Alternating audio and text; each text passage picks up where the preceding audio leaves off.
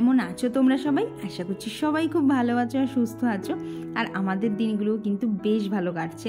আজকে হচ্ছে মঙ্গলবার, এখন বাজে বলতে পারো আজকে অনেক সকালেই উঠে পড়েছি, কারণ না লাস্ট দুদিন ধরে খুব লেট করে উঠেছি। তাই আজকে একদম অ্যালার্ম দিয়ে রেখেছিলাম তাড়াতাড়ি উঠবো বলে, না হলে না কাজ শেষ করতে খুব কষ্ট হয়ে যায় গো। তো এখন বাজে ওই মোটামুটি সকাল 6:45 মতো হবে। তবে চলো তোমাদেরকে সাথে নিয়ে আজকের ব্লগটা এখান থেকেই শুরু করে দিলাম। আশা করছি আজকের ভিডিওটাও তোমাদের খুব ভালো লাগবে। আর সকালবেলা দেখো তোমাদের সাথে কথা বলতে বলতে কিন্তু প্রায় বাসি কাজ কমপ্লিটের দিকে, এখন শুধু এই রাস্তায় জলটা দিলেই হয়ে যাবে। আর কি আমাদের না বাড়ির এই দিকে রাস্তাটার দিকটাতে না অনেকটা জায়গা যেটুকু আর কি আমাদের বাড়ির মধ্যে পড়ে, তো সেই জন্য না রাস্তায় জানো তো অনেকটা জল ঢালতে হয়। প্রায় প্রত্যেক দিন ধরো 6-7 বালতি জল তো ঢালতেই হয়। তো ওখানে সকালবেলা একটা বেশ অনেকটা সময় চলে যায়। আর এই যে ওপরে এসে একটুখানি গাছগুলোকে দেখে নিলাম কে কেমন আছে। তারপর এখন এই দরজা জানলাগুলোকে খুলতে হবে, কারণ চারিদিক আবদ্ধ থাকলে গরমের মধ্যে এমনিই দেখবে ভেতরে একটা কেমন ভ্যাপসা গরম হয়ে থাকে। তো সেই জন্য সবার আগে ওপরে এসে ফ্রেশ হয়ে, মানে ফ্রেশ বলতে শুধু বাসি জামা কাপড়টাই চেঞ্জ করা হয়েছিল, তো করে আগে জানলাগুলো খুলে নিলাম। এইবার টুকটুক করে সমস্ত কাজ করে ফেলা যাবে। আর একটা জিনিস আমি খেয়াল করে দেখেছি, কি বলো তো, ওই দেরি হচ্ছে বা সময়ের মধ্যে হচ্ছে না, এই জিনিসটা যদি মাথার মধ্যে একবার বারবার চলতে থাকে না, আমি দেখেছি কাজ আমার আরও দেরি হয়ে যায়। ওই জন্য যখন আমি কাজ করি না, আমি ঠিক নিজের মতো করে করতে থাকি, বেশি মানে বারবার আর ঘড়ি দেখি না। ঘড়ি দেখলে মনে হবে ইস এত দেরি হয়ে গেল, এবার কখন সব কিছু করবো। তো সেই জন্য আরও ঘড়ি দেখার মধ্যেই থাকি না, নিজের মতো এক মনে কাজ করতে থাকি। আর এতে দেখি আমার কাজগুলো একদম নিট অ্যান্ড ক্লিন হয়ে থাকে গো। আর তারপরে তোমরা তো সবসময় আমার সাথেই থাকো, যার ফলে তো ব্লগ করার এনার্জিটাও আমার অনেকটাই বেড়ে যায়। আর দেখেছো সকাল সকাল ঘরের মধ্যে কীরকম রোদ ঢুকেছে, তাহলে ভাবো সারাদিন কীরকম গরমটা থাকবে। আর আমাদের যাদেরকে প্রত্যেক দিন রান্নাঘরে ঢুকতেই হয়, তারা তো আমরা বেশ ভালো মতোই টের পাই যে এই গরমে রান্নাঘরে দাঁড়িয়ে রান্না করাটাও ঠিক কতটা কষ্টকর। যার ফলে কী হয় বলো তো, বেশি গরমের মধ্যে না ভালো ভালো আর কি নতুন নতুন রান্নার এক্সপেরিমেন্ট করতেও না একদম ইচ্ছা হয় না, কারণ দেখবে এক্সপেরিমেন্ট করতে গেলে কিন্তু বাসনপত্র নামে একটুখানি বেশি, আর তারপর গরমে কষ্ট তো আছেই। তাই জন্য ঠিক করেছি যেদিনকে একদমই আর ভালো লাগবে না এক রান্না খেতে, সেদিনকেই এক্সপেরিমেন্ট করবো। কারণ কি বলো তো, এই গরমে তো বেশি রিচ খাওয়া ভালো না। আর আজকে সকালে ও একটু তাড়াতাড়ি বেরোবে, তাই জন্য এই যে ওর জামা কাপড়গুলো এখানে রেডি করে দিলাম, দিয়ে আজকে আগে রুটি আর তরকারিটা করে দেবো। আর কি ও অনেকটা তাড়াতাড়ি বেরোবে, তাই আজকে আর চায়ের ঝামেলায় গেলাম না। এখন এই 7:30 মতো বাজে, এই যে আটা মাখাও কমপ্লিট, রুটি বেলাও কমপ্লিট। আর এদিকে রুটিটা করতে করতে কিন্তু আর কি কুকারে গিয়ে আলুর তরকারিটা বসিয়েও দিয়ে এসেছি। এখন জাস্ট তাড়াতাড়ি এই রুটি বেলার ঝামেলাটার থেকে মিটলেই হয় গো। আমার এমনিতে কি বলতো, রুটি করতে অসুবিধা হয় না, কিন্তু ওই আটাটা মাখার সময় না সারা হাত মাখামাখি হয়ে যায়, ওইটাই আমার কেমন যেন একটা লাগে গায়ের মধ্যে। কিন্তু যখন হাত থেকে ছেড়ে যায় তখন আর অতটা কষ্ট হয় না।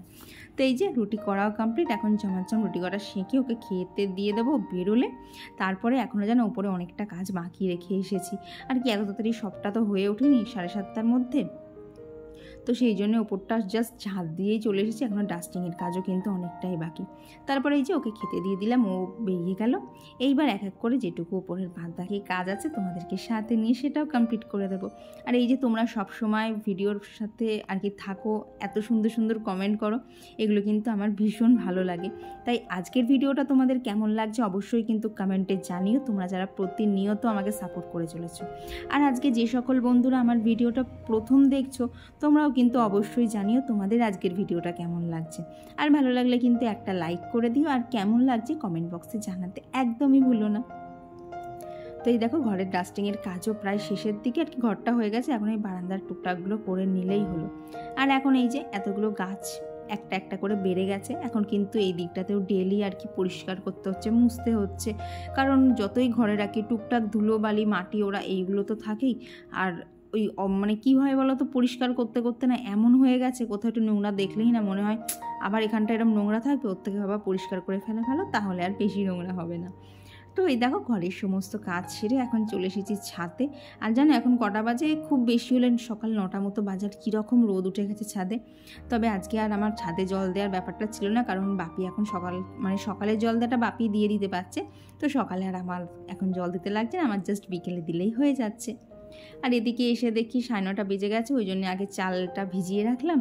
আর এখানে দেখলাম টুকটাক যা বাসন নেমেছে সেগুলোকে আগে মেজে নিই। আর কি যতই হোক টাইম কলে জলটা যতক্ষণ রয়েছে, কেমন বলো তো খামাখা পাম্পের জলটাকে খরচ করব।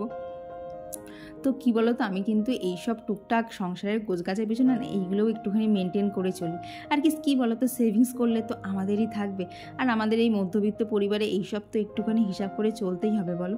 আর সত্যি কথা বলতে ওই প্রাণ খোলা খরচ ওটা না আমি ঠিক করতেও পারি না, আমার সবসময় খরচপাতি হয় একটুখানি বুঝে শুনে। আর এই দেখো এখন ওপরের সমস্ত কাজ সেরে চলে এসেছি নিচে। এখন এখানে আজকে মাছের মাথা দিয়ে আলু আর কুমড়ো দিয়ে একটা তরকারি করব। এটা খেতে না জানো এত সুন্দর হয়, যে কুমড়ো খেতে পছন্দ করে না যেমন আমারও কিন্তু খেতে খুব ভালো লাগে। তো আমি রান্না করলেও কুমড়োটা ঠিক আমার অতটা পছন্দের না। তো এখানে দেখতে পেলে প্রথমে তেজপাতা, 5 ফোড়ন আর শুকনো লঙ্কা ফোড়ন দিয়ে দিলাম, তার মধ্যে আলুটা ভেজে নিয়েছি, হ্যাঁ সাথে একটুখানি পেঁয়াজও দিয়েছিলাম। তারপরে কুমড়োটা বসিয়ে দিয়ে ওখানে এদিকে হচ্ছে আদা আর লঙ্কা একটুখানি থেতো করে নিয়েছিলাম, সেটা দিয়ে দিলাম। আর মশলার মধ্যে জিরে গুঁড়ো, ধনের গুঁড়ো আর একটুখানি সামান্য লঙ্কার গুঁড়ো দিয়েছি কালারের জন্য। আর এই যে মাছের মাথাটা দিয়ে ভালোভাবে কষিয়ে নিয়ে জল দিয়ে এবার বসিয়ে দিলাম। এইবার ওর মতো হোক বাবা, মাঝখানে আর যে বাকি কাজগুলো আছে আর কি, মাছের মশলাটা করা আরও টুকটাক যা কাজ থাকে, এইবার এগুলো সমস্তটা এক এক করে নেব। আর এতে দেখেছি আমার একটা সুবিধা কী হয় বলো তো, একটা রান্না হতে হতে আর একটা রান্নার সমস্ত যোগাযন্ত্র রেডি হয়ে যায়, সেই একই আর কি এদিক ওদিক করে একটু হিসাব করে চালালেই। তো এই দেখো মশলা করা কমপ্লিট। এখন এই যে শাকটা ছাড়িয়েছিলাম, শাকটাকেও ধুয়ে নেব। আর দেখবে লাল শাকে না প্রচণ্ড বালি থাকে, ওই জন্য একটু বেশি বেশি করেই ধুতে হয় আর কি। আর এই যে এখন দেখো কুমড়োর তরকারিটা হয়ে গেছে, ওপর থেকে একটু গরম মশলা দিয়ে নামিয়ে নিয়েছি। আর তারপরে দেখলাম কড়াটা যতক্ষণ ফাঁকা রয়েছে শাক ভাজাটা করে নেই, কারণ এরপরে যদি মাছ ভাজাটা বসিয়ে দিতাম না, সেই মাছের তেলটা থাকতো, আবার সেই মাছ রান্না করার পরে শাক ভাজা বসাতে হতো। তো দেখলাম যদি আগে করে নিই না একটু সুবিধা হবে। তো এখন এইদিকে মাছগুলো ভেজে নিচ্ছি, আর টুকটাক তো রান্না এখন করতেই হবে, কারণ রান্না এখনও কিছুই হয়নি, শুধু তো শাক ভাজা হলো। আর এখানে একটা কি বলো তো, একটা রিফ্রেশ ড্রিঙ্ক মতো বানিয়েছিলাম, তো খেতে তো ভালোই লেগেছে, এতে অনেক কিছু দেওয়াও ছিল। তো তোমরা যদি চাও রেসিপিটা মানে কেমনভাবে বানিয়েছি অবশ্যই কমেন্টে জানিও, অবশ্যই তোমাদের সাথে শেয়ার করে দেবো। আর কি রান্না করতে করতে ওইরকমভাবে খেতে না দারুণ লাগছিলো আর কি। এই এখন যখন রান্না করছি চিমনিটা চলছে বলে ফ্যানটা আরও অফ করে রাখতে হয়েছে, মানে গরমে একেবারে যেন সেদ্ধ হয়ে যাচ্ছিলাম, এইরকম অবস্থা। ভগবান জানে আর একটু, মানে এখনও তো খবরে বলছে আরও নাকি গরম পড়বে, ভগবান জানে পরে আরও গরম পড়লে কি হবে। তো ওদিকে তো দেখলে চাল ধোয়া জলটাও তুলে রেখে দিলাম গাছে দেবো বলে। এখন এইখানে মাছের মশলা আর কি এই রেসিপিটা শেয়ার করলাম না, কারণ ওই চিরাচরিত প্রথায় যা আর কি মশলাপাতি লাগে সেই সব দিয়েই মাছের ঝোলটা করব। তবে আজকে একটুখানি গাঢ় ঝোল করব এই যা, কারণ দেখবে সব দিন পাতলা ঝোল না ঠিক খেতেও ইচ্ছা করে না। তো এই যে মাছটাও এখানে রেডি হয়ে গেল, এখন চলো বাকি কাজগুলো কমপ্লিট করতে করতে তোমাদের সাথে বেশ কিছু কমেন্টও শেয়ার করে নেওয়া যায়। তো আগের দিনে অনেক নতুন বন্ধু আমাকে কমেন্ট করেছে, তবে যারা সবসময় কমেন্ট করেছে তারা হচ্ছে Monica simple lifestyle, Shiny Ganguly দিদিভাই, বর্ণালী মণ্ডল দিদিভাই, আর কমেন্ট করেছে হচ্ছে নতুনদের মধ্যে, কারণ এই নামগুলো আমি এখনও একদিনও পাইনি, তো আগের দিনের ব্লগেই প্রথম পেয়েছি। তো সে হচ্ছে শম্পা বি ব্লগস থেকে এক দিদিভাই।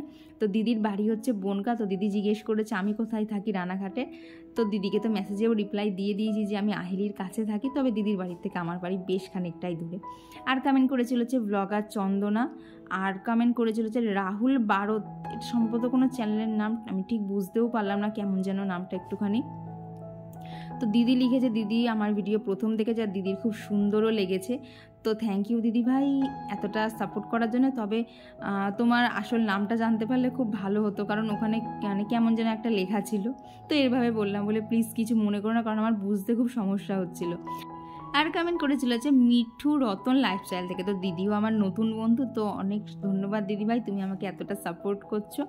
তো আরও তো অনেক দিদিভাইরা কমেন্ট করেছে, তো সবার নাম তো একটা ভিডিওর মধ্যে নেওয়া সম্ভব না, তাহলে শেষ থেকে শুরু অবধি আমাকে শুধু সবার নামই বলে যেতে হবে। মাঝখানে তোমাদের সাথে গল্প করাটাই যে কখন কম হয়ে যাবে সেটাই বুঝতে পারবো না। আর কি বলো তো, মানে ভিডিও করতে করতে এমন হয়ে গেছে না, তোমাদের সাথে কথা না বললে ওই শুধু সবার নাম বলে যাচ্ছি, ঠিক কি বলবো, ঠিক মানে মনের মতো পছন্দ হয় না গো ভিডিওটা। আর আমি ভিডিও করার ক্ষেত্রে জানো এতটাই খুঁতখুঁতে, যতক্ষণ না ভিডিও আমার মন পছন্দ হবে সেই ভিডিও তো আমি মানে আপলোড তো করবোই না, কারণ যেটা আমার পছন্দ হচ্ছে না সেটা আমি কখনোই তোমাদের সাথে শেয়ার করবো না। আর এই দেখো আজকে যেন সমস্ত কাজ তাড়াতাড়ি হয়ে গেছে, এখন ওই 12:30 মতো বাজে, আমার স্নান টান সব কমপ্লিট হয়ে গেছে। তাই ভাবলাম হাতে যতক্ষণ একটু সময় রয়েছে একটু স্কিন কেয়ারটা করেই নিই, কারণ কি বলো তো প্রত্যেক দিন আর কি এতটা গুছিয়ে টুচিয়ে হয় না।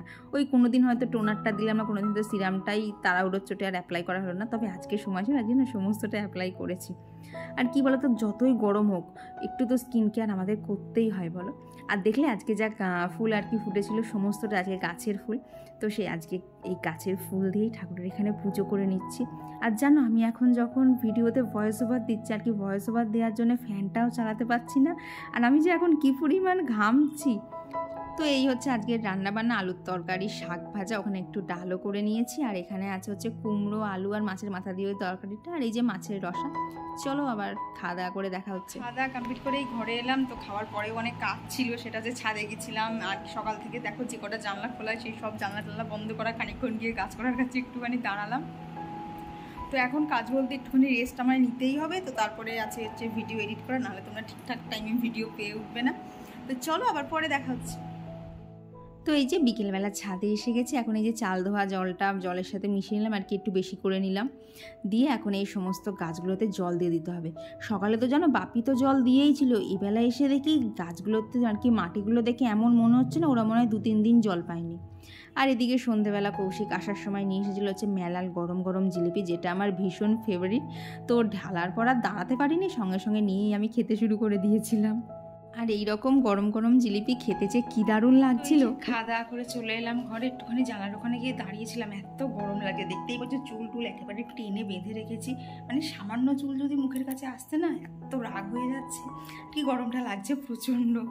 তো চলো বন্ধুরা, আজকে ভিডিওটা এখানেই রাখছি। ভিডিওটা ভালো লেগে থাকলে অবশ্যই একটা লাইক করে দিও, আর কেমন লেগেছে কমেন্ট বক্সে জানাতে একদমই ভুলো না। আজকের জন্য গুড নাইট, টাটা, সবাই ভালো থেকো, সুস্থ থেকো, দেখা হচ্ছে খুব তাড়াতাড়ি আবার পরবর্তী ব্লগে।